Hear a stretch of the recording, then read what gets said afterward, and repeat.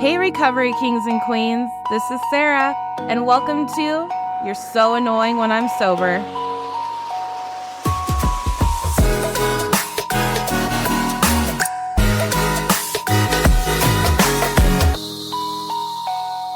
Hey guys, welcome back.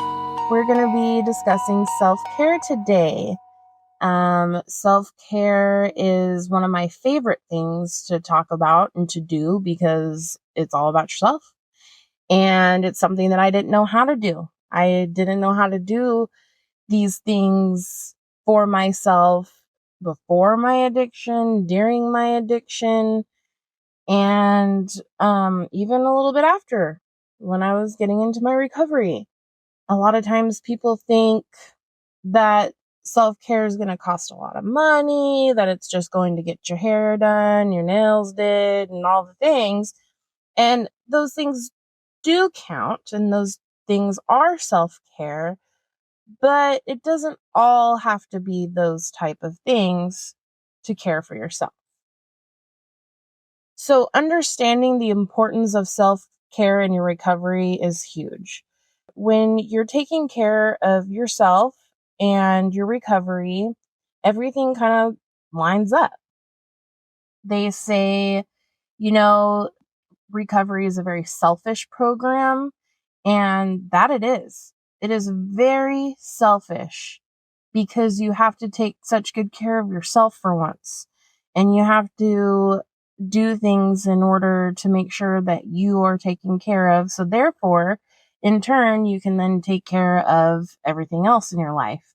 Your husband, your kids, your parents, your family, all of those things all come down to if you're healthy first, right? Because if you're not healthy, you're not taking care of yourself, how in the hell are you going to go and take care of anybody else before that, right?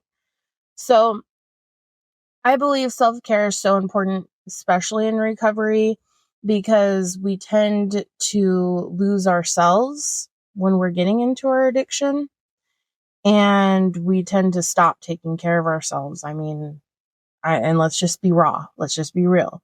We stop showering as often, or we stop cleaning our face the way we should, or we stop getting doctor appointments or dental appointments. And maybe these are some things that people can't relate to because maybe you went hyper obsessive with this stuff. But at the same time, anything of too much is too much, right? So, and you can hyper obsess on one thing, but you're not getting the other thing. For me, it was more of, I definitely didn't drink enough fluid. That's not taking care of myself. I was hyper obsessing over cleaning my face and cleaning myself, and to the point of like raw skin and things like that. That's like just bad, right? And, over bleaching my hair and just trying too hard, right? All of those things, I'm thinking I'm taking care of myself. I'm still out here looking good. And no. I wasn't looking good, and I was not feeling good. It's almost like you're overcompensating for what you're not doing right, you know? So, I think it's really important to get more of a balance in your recovery, and because when you start to do your self-care for you, you start to love yourself more. And when you start to love yourself, you don't want to harm yourself anymore, right? So, the way that we are going to be developing a personalized self-care routine is I'm just going to tell you about my experience, what my routine looks like, and I would like you guys to get on board and go onto the YouTube channel and give me some ideas of what your routine looks like, because not everybody has a routine that fits with everyone. And also, I want to say that I'm still very much working on my routine. I have things that I have gotten down, and I have things that I want to add, right? But what mine looks like is I'll start off in the morning. In the morning, I get up at 6:30. Someone taught me that even on my days off, getting up at the same time every single day is easier on yourself and on your body because you start to get used to that every single day. And therefore it's not back and forth, and you don't fight it. Also, I used to set 10 alarms where now I set one and I get up. And I do still, struggle with this every once in a while. But when I'm on top of it, I'm on top of it. And doing that makes me feel good every single day. I have whatever it is I like in the morning, like a cup of coffee. And then I do my morning routine of how I get ready for work, and I make sure I get ready for work. I don't ever go feeling or looking completely dump truck, don't care about anything. I always make sure that I'm looking polished and nice and ready for my day, especially if I work with a lot of clients and I want to feel good about myself. I want to feel like I have a high self-esteem, because when I have a high self-esteem, I tend to treat others better and I feel that I'm getting treated better myself. It just all kind of comes in a cycle, right? And then I go to work. And then when I get off of work, I usually make something to eat and I will sit down. I've been starting a couple of new things. The new things are I've been journaling every single day. And I have been doing two different journalings. So one is a guided journal and one is a manifestation journal. And getting to sit there and reflect on my day every single day has been wonderful. Getting to sit there and go back to what is my goals, that manifestation, right? What are my goals? What am I looking forward to? And getting out of the guided journal kind of brings me through what my day looked like and how I could improve it or what I felt and kind of process through that. But then the manifestation journal brings me back to what are my goals? What do I do differently to get to those goals in that day? And then I'll usually read. I like to read. I like to go through a lot of times I'll go through different times in my life. There are times where I read for months. There are times that I have a show and I'll just come home and I'll watch one or two episodes. And then there are times where I want to work on my music and I write my music, maybe make a song. I go through these different stages, but always it's something that I like to do. It's something that I am interested in doing for myself, for either for fun or to get out my feelings some way, somehow, processing some way, somehow, or I just want to let go of the world and get into something else for the day, in a healthy way. And then, I'm not sure I understand. Siri, I wasn't talking to you. So anyways, sorry about that. And then the other new thing I've liked to start doing was a nightly walk. And at first, I'm not even going to lie, I was scared. this is how I kind of came up with doing this podcast, right? Because I love listening to podcasts and I really love listening to like Morbid. Like they are amazing and I love their murder podcasts and stuff about real murders and things like that. And I'm just kind of a crime junkie. Like that's another one. So I'm about to go on a walk and I'm like, okay, I'm not listening. And this is a nighttime walk. I'm not listening to a murder podcast on a nighttime walk while I'm by myself. And that's just not going to be okay. I'm just going to freak myself out and not go on this walk. So I started looking up recovery podcasts and then things just went click, click, click, click, light bulb. And this is how it kind of just came up. So how fun is it that one of my self-care routines, part of what I'm doing for my self-care, helped me come up with this amazingness. And, I just appreciate so much everyone who is listening in and who continues to listen in. And it's so fun to be able to do this as part of my self-care, because this is definitely part of my self-care, part of my recovery, something I'm doing for myself and for others, hoping that I can help somebody and I can relate with other people. So that's kind of what my routine looks like right now for my daily self-care things. Other things that I do after I got my shit together and I'm able to have a job for more than 2 months and I've, been steadily progressing. The one thing that I do that is a splurge every single month is my nails. I love getting my nails done. Okay, correction. I love when my nails are done.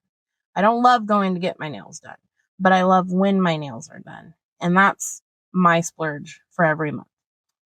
So we're also talking about the role of physical health and self-care for recovering addicts. And here's the thing is, like I said, I haven't been the best at the physical aspect of it, but that is something that's so important that I would love to hear feedback about. I would love to hear motivation and inspiration from all of you guys.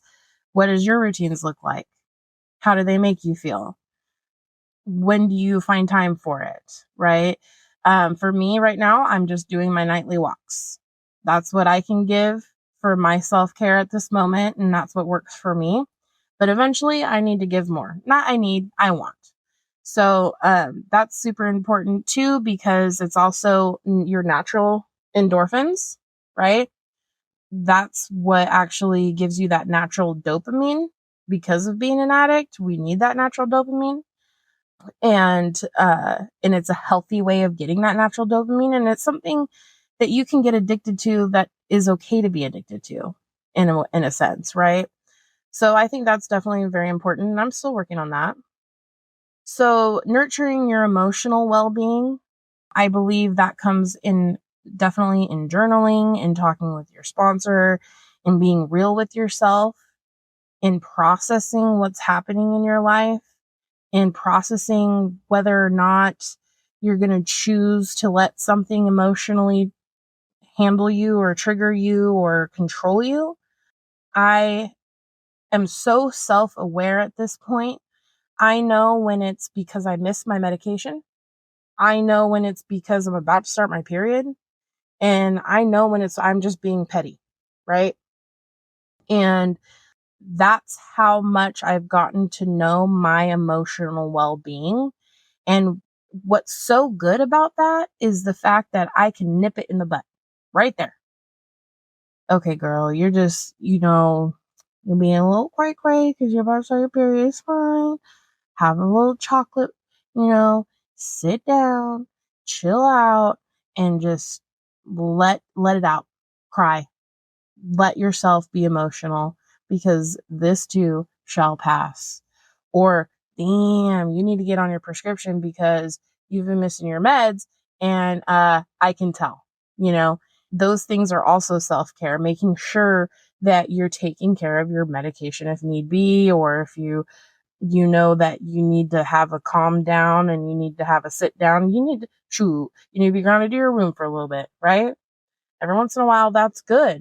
You need to get away and reground yourself. Mindfulness and meditation, super important. That's actually just goes hands in hand to what I was just talking about. So praying is talking. Meditation is listening. So when I think of meditation, I think of I'll put on some sort of beautiful binary beat. And these binary beats have these frequencies where it'll have subliminal messages about healing or motivation or something like that, that's something positive. And I like to listen to those while I'm meditating, and I'll just kind of sit on my bed and close my eyes and just feel what it is I feel and listen to my body, listen to my mind, and listen to my higher power and try to just absorb whatever it is that is I'm needing to absorb. And sometimes it's just silence. Sometimes there's a lot of mess going on in my head and I need to focus on my breathing, right? And then just sometimes things just come flow. There's not a one-way street for this. There's all kinds of things. So there's that with, and the mindfulness is basically, what I was talking about with knowing yourself so much to where you can tell what's okay. This is where I messed up. This is where I need to, focus on and be able to process it and nip it in the butt right away. That's being mindful about everything that you are doing about your life and your people and your recovery, and knowing what you need for yourself. Building and maintaining a support system for your self-care. That's consistency. You built something for yourself in order to continue on the right path onto your recovery and for your own health, and maintaining that consistency is what's going to get you there.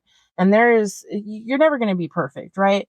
There is so many things that I have worked on, that I have gotten, that I have continued to do, that I am consistent on, but there are things that I'm still working on, that I'm still not consistent on, that I still want to get better at. So continue to build and continue to maintain. And I promise you look back from a year from now and you're like, holy shit, look where I've come. Look where I have come. It is the most amazing and blessed feeling. Setting boundaries to protect your sobriety and your well-being. Definitely setting boundaries is absolutely part of self-care. If you know that going to A and B's house is going to get you in trouble with your sobriety or your recovery or what's in your system, then don't go to that person's house, right? If you know hanging out with so-and-so is going to get you in trouble, don't hang out with so-and-so. Setting those boundaries, setting the boundaries with even your loved ones. I know that's the hardest thing, but setting the boundaries of, you know what?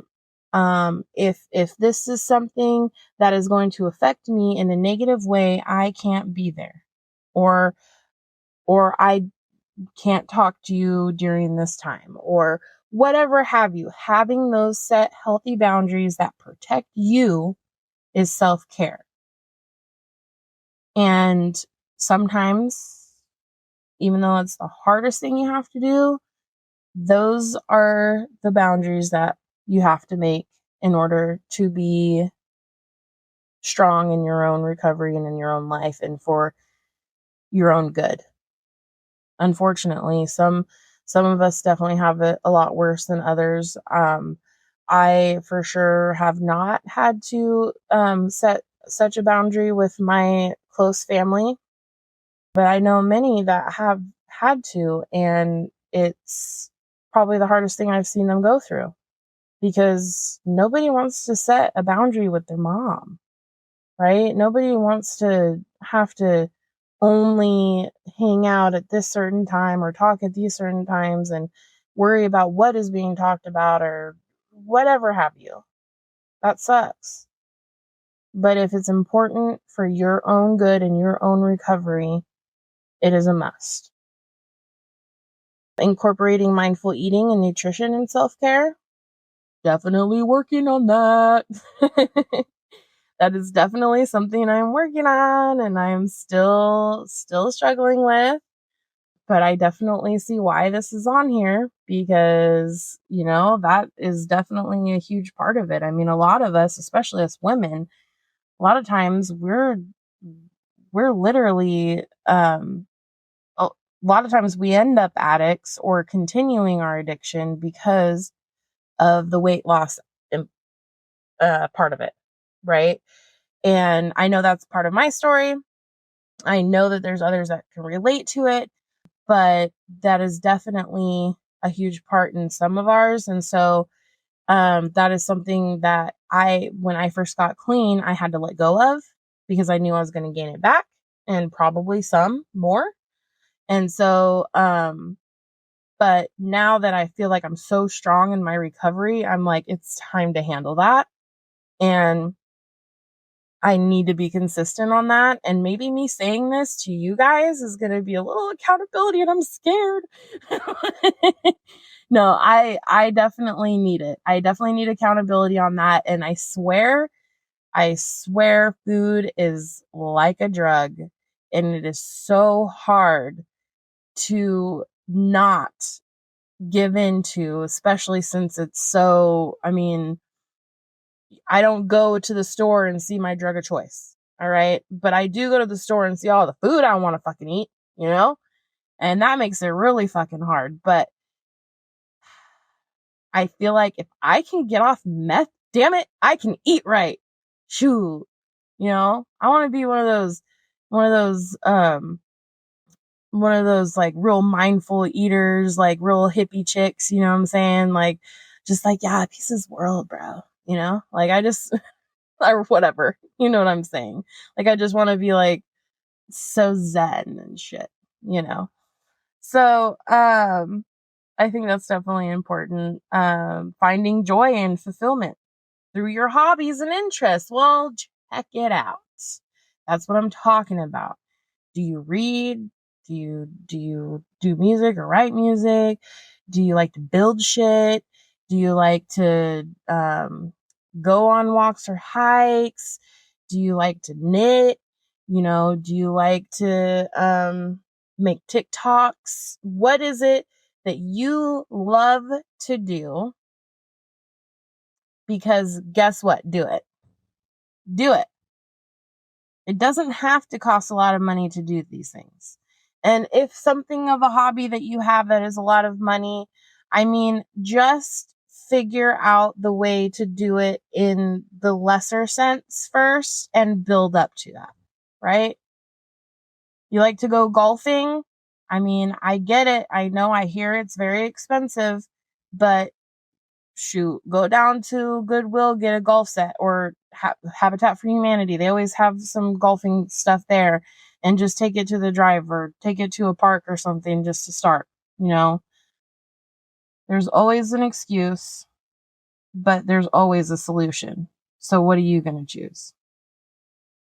Well, anyways, you guys, I am actually running out of time. That was one of like my most favorite one so far, just because I love self-care and I love to talk about self-care.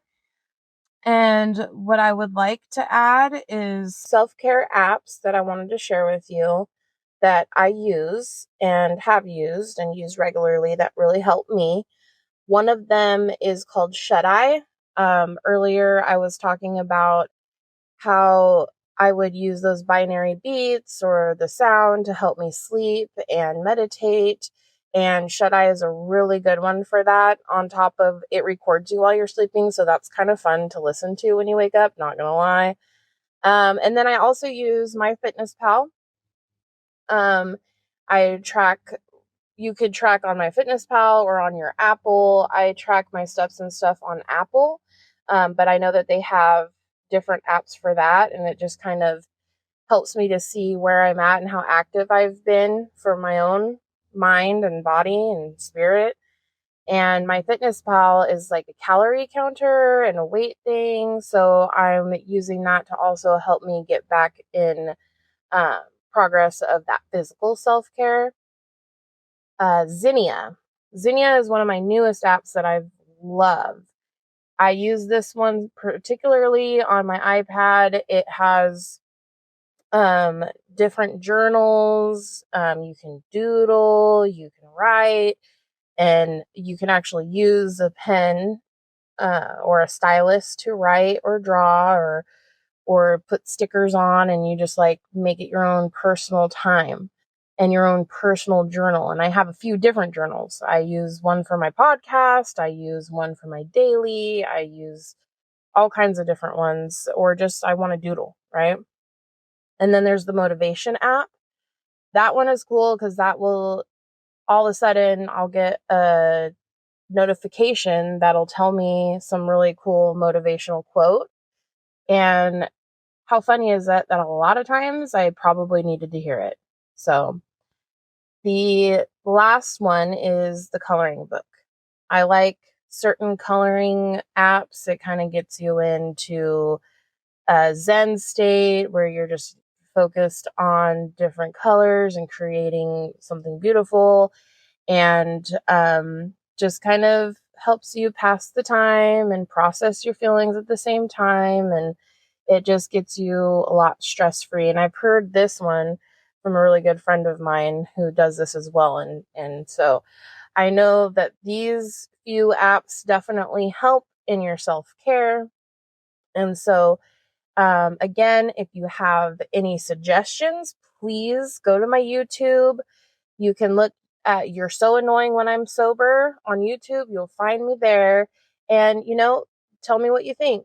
Tell me what you use.